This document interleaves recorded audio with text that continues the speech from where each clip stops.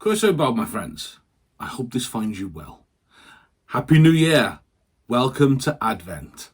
It's actually the church's New Year. It's where we start using the different lectionary, which of course is a collection of readings for that week. Believe it or not, we don't just arbitrarily choose the readings for the services. We can sometimes, but a lot of the time we have the lectionary, which is a suggested reading list. So we've gone from year A to year B. So this year for Advent, it's crazy to think we're already there. How quickly has that gone? Absolutely amazing. This time last year, I was a deacon 6 months into my holy orders, still not entirely sure which way around my collar goes, let alone anything else. And now here we are. It's amazing. So the pattern that these Advent reflections are going to follow, I'll keep to the same themes as last year and the same themes that we normally follow for Advent. So they are themes like hope, peace, I want to say joy and love. I think that I got those in the right order. If I haven't, do feel free to correct me. And I don't know if anybody who subscribes to me has ever encountered, or anybody who watches these videos even. I know a couple do who can't or want or are unable to subscribe for whatever reason. But Ignatian spirituality, it's essentially, it's putting yourself in the story. So if you've got almost like a storyteller's brain to a degree, you can probably do Ignatian spirituality and you don't realize you're doing it. It's amazing. I was doing it for years and didn't realize I was doing it until someone pointed it out to me. So what I'll do is we'll do a little bit of a talk about the theme of the week, and then I'm going to fade to black. Don't worry, I'm still here, I'm still talking. But I'm going to fade to black because I don't want to be a distraction for you at that point. What I want to happen there is just for you to soak into the moment, to follow my voice and to walk with the character, to walk with whoever it is we're walking with that week.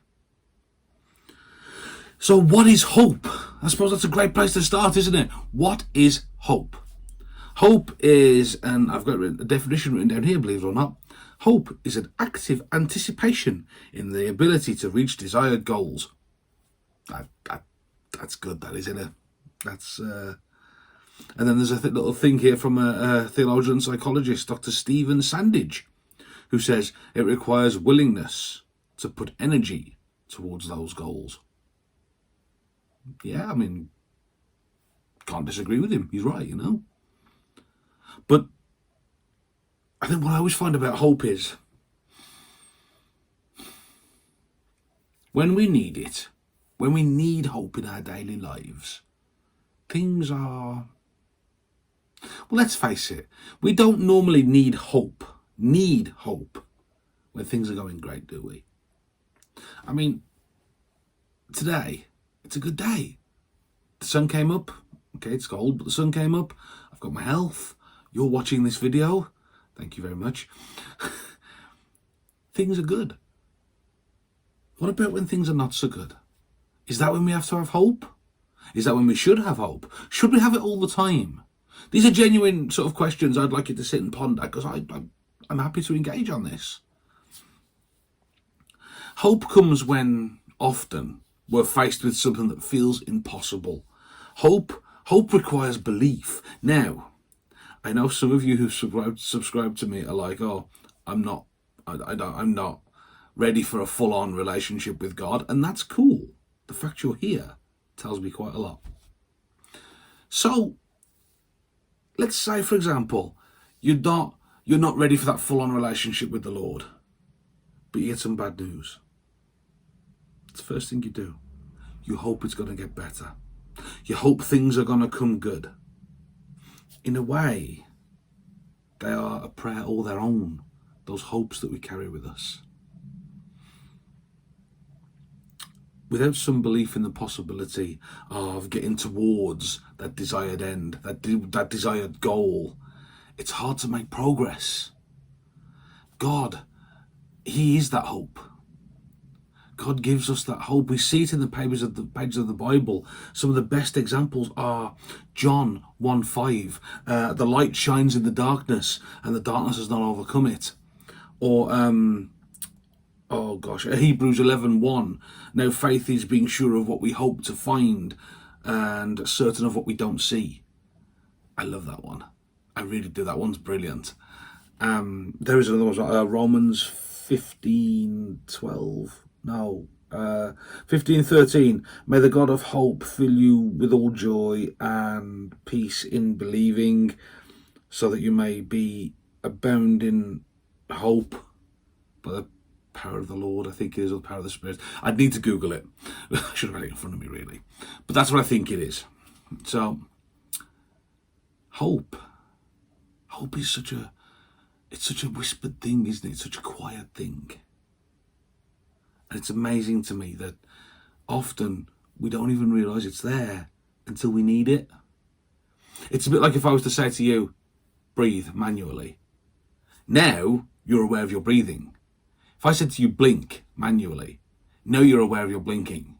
And of course, these things, they will go back to being automatic. You will forget about blinking, you will forget about breathing, but you'll still be doing them. My friends, it's the same with hope. Hope is always there in our hearts. Hope is always there with us because we have that gift from the Lord, because we have that love of the Lord within us. That's what hope is. Hope is there all the time. Sometimes we acknowledge it, sometimes we manually breathe. Sometimes we manually blink. And there we are. Sometimes we manually hope, and sometimes we automatically hope. And so, my friends, I'm gonna leave this quite short. I'm gonna fade to black here because I want you to follow my voice as we take a walk through hope with someone you may very well know.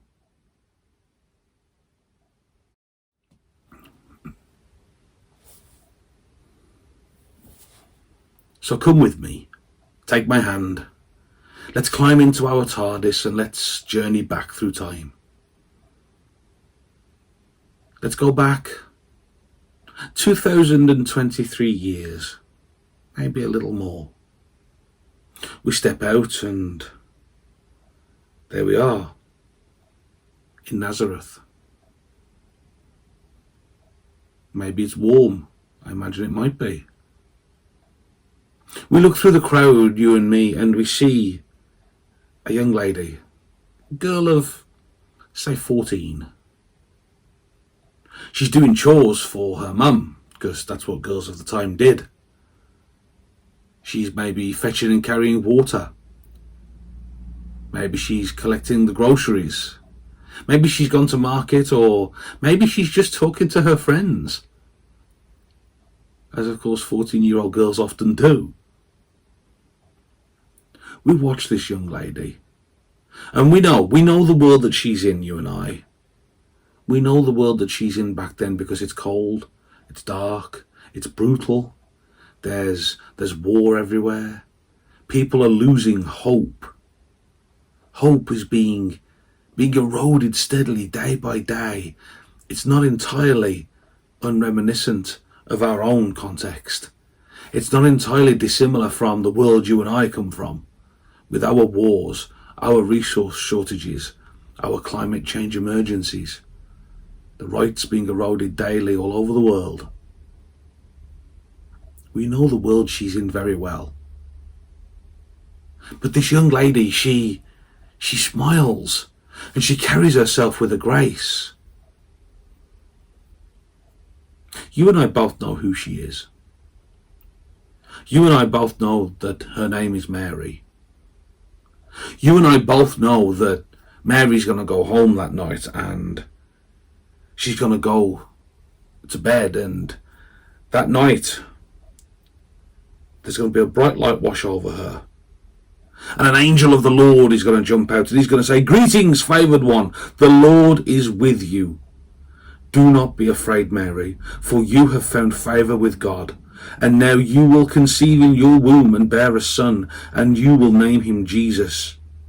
He He will be great. He will be called the Son of the Most High, and the Lord God will give him the throne of his ancestor David. He will reign over the house of Jacob forever, and of his kingdom there will be no end.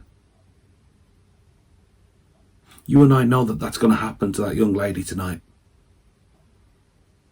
You and I both know that she's going to be asked to take a step out of her 14-year-old life. She's going to have to take a step into immortality, into a much wider world, into a world where she will never really be a private person again. A world where she may face scorn, a world where she may be branded a cheat and Lord knows what else. A world where she's got a young son. A world where she's trying to raise a baby in this environment. Now, you and I both know that this young lady could back out. You and I both know that God's not going to say to her, you will do this. You and I both know that she's going to say, here I am, the servant of the Lord. Let it be with me according to your word. She's going to say yes. She's going to accept her part in the plan. And she's going to do it because she hopes for a better tomorrow. She's going to do it because she puts her hope in the Lord. She puts her faith in the Lord. If you could, you see her at this marketplace before she's taken that step in hope. What would you say to her? Would you ask her why? Would you ask her why she has such deep, all-encompassing hope? If you could ask her a question, what would it be? And there we are, my friends, the end of our reflection together. That young girl called to act in hope. That young girl who put all of her hope into the Lord, into that plan. At 14 years old, she was absolutely made of stronger stuff than any of me I would ever be. When the Lord called me, I ran at first. She doesn't hesitate. She doesn't blink, because she hopes for a better tomorrow for all. And the message that the Archangel Gabriel gives to Mary is one of hope. And we can't ever forget that. Hope.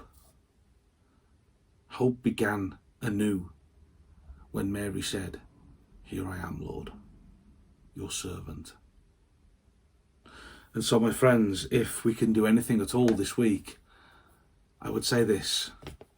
Look for the moments where you can say, here I am, Lord, your servant.